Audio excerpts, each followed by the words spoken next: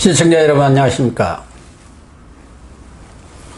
고영신의 시사논평 시작하겠습니다. 시청자 여러분, 문재인 대통령의 국정 지지율이 폭락했습니다. 리얼미터가 15일에서 17일까지 3일간 1,500여 명을 상대로 실시한 여론조사에 따르면 전체 응답자의 53.6%가 문 대통령이 국정 수행을 잘하고 있다고 긍정 응답했는데요. 지난주에 비해서 일주일 사이에 무려 4.6%나 떨어져 올해 가장 큰 낙폭을 기록했습니다. 잘못하고 있다고 응답한 부정평가는 4.1% 오른 41.1%로 나타났습니다. 부정평가가 40%대로 진입한 것은 지난 4월 2주차 42.3% 이후 10주 만입니다. 여론조사 결과를 보면 대구 경북 지역이 10.3% 떨어진 것을 비롯해서 호남을 제외한 대부분의 지역에서 큰 폭으로 떨어졌고요. 특히 중도층이 6.0% 떨어져서 하락세를 주도했습니다. 전통 지지층인 40대, 50대에서도 각각 10.1%, 3.3%씩 하락했습니다. 대통령의 지지율이 2개월여 만에 총선 이전으로 돌아간 것입니다. 문 대통령의 지지율 추락은 1차적으로 북한의 남북 공동연락사무소 폭파 등 남북 관계가 급격히 악화 국면으로 접어든 데 따른 것으로 분석이 됩니다. 조사가 이루어진 15일에서 17일 사이에 북한은 김여정을 앞세워 입에 담을 수 없는 말로 문 대통령을 모욕 조롱하고 문 정권이 추진해 온 화해협력의 상징이랄 수 있는 개성 남북연락사무소를 파괴했는데요. 우리 정부는 강력한 대응은커녕 무기력한 모습만 보인 데 대한 실망감이 반영된 것으로 해석이 됩니다. 문재인 정권의 트레이드 마크라 할 수 있는 한반도 평화 프로세스의 결과물인 4.27 판문점 선언과 9.19 평양 군사 합의를 사실상 휴지 조각으로 만들었는데도 민주당은 국회에서 종전선언 촉구 결의안을 채택하는가 하면은 판문점 선언 비준을 강력히 추진하겠다고 주장하고 있는 실정입니다. 무엇보다 민주당 출신 송영길 국회 외교통일위원장은 남북 공동연락사무소가 북한이 설치한 TNT로 완전 폭파되는 광경을 보고도 대포로 쏘지 않은 것만도 어디냐. 정말 귀가 의심스러울 정도의 망언을 하고 나서 국민들의 공분을 샀습니다. 북한이 서울 불바다 발언을 또 꺼냈습니다.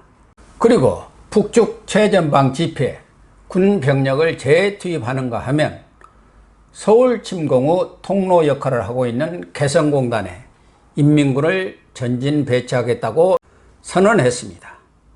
그런데도 문재인 정권은 여전히 삐라 단속 달행이라 하면서 적절한 대응책을 제시하지 못하고 있는 데한 안보 불안감으로 중도층이 돌아선 것이 바로 지지율을 끌어내리는 데 가장 큰 요인으로 작용한 것으로 보입니다.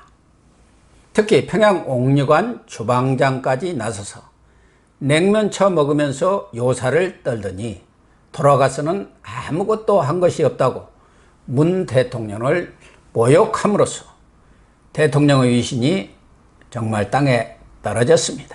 그런데도 청와대는 뒤늦게 강하게 반발하는 듯한 흉내만 내면서 소극적으로 대응하고 나선 데 대해서 대통령의 권위와 위신이 추락된 것은 물론 우리 국민들의 자존심이 정말 상할 대로 상한 것입니다. 아무튼 북한의 대남 공세가 하루 이틀에 끝날 일이 아니고 대북 유화책은 문 정권을 떠받쳐온 존립 기반인 점을 감안하면 대북 정책 전환이 이뤄질 가능성은 희박하다고 생각합니다. 결국 문 대통령의 지지율은 앞으로도 계속 하락세를 면치 못할 것으로 예상됩니다. 그동안 문 정권의 대북 유화 정책이 지지율 고공행진의 효자 노릇을 했다면 이제는 거꾸로 추락의 결정적 요인으로 작용할 것은 분명합니다. 둘째, 거대 여당인 민주당의 국회 폭주도 지지율 추락의 한 요인이 되고 있습니다. 전두환 정권 때도 없었던 국회 원구성을 여당 단독으로 강행하고 상임위원장도 여당 입맛대로 선출했습니다. 여당과 청와대에 대한 견제 역할을 해온 야당목 법사위원장을 빼앗아 가더니 윤석열 검찰총장부터 불러서 한명숙 전 총리 뇌물 사건부터 따지겠다고 펴려고 있습니다. 공룡 민주당의 폭주가 과연 어디까지 굴러갈지 아무도 예측할 수 없는 상황입니다. 21대 국회가 민주당이 말하는 일하는 국회가 아니라 일방통행 국회로 시작이 되고 있는데요. 이런 민주당의 행태에 실망한 민심 때문에 민주당 지지율도 동반 추락해서 41.4%를 기록했습니다. 총선 후 가장 낮은 지지율입니다. 세 번째 요인은 코로나 거품이 빠진 탓입니다. 경제 상황이 갈수록 악화되고 있는 데다 그동안 지지율 상승을 견인해온 코로나 약벌조차 끝나가고 있습니다. 정부가 성급하게 사회적 거리두기를 완화하면서 매일 50여 명의 신규 확진자가 나오고 있는 실정입니다. 특히 수도권의 경우 이태원 글로벌 코로나 확산에 이어서 교회, 물류센터, 다단계 판매점, 스포츠 활동 등 다양한 경로를 통해서 무더기 확진자가 쏟아져 나오고 있습니다. 경로를 알 수 없는 확진자도 계속 증가 추세를 보이면서 제2의 팬데믹이 오는 것 아니냐는 우려가 커지고 있습니다. 문재인 정부의 코로나 방역에 대한 신뢰가 무너진 것도 지지율 추락의 중요한 요인으로 작용했다는 것이 여론조사 전문가들의 지적입니다.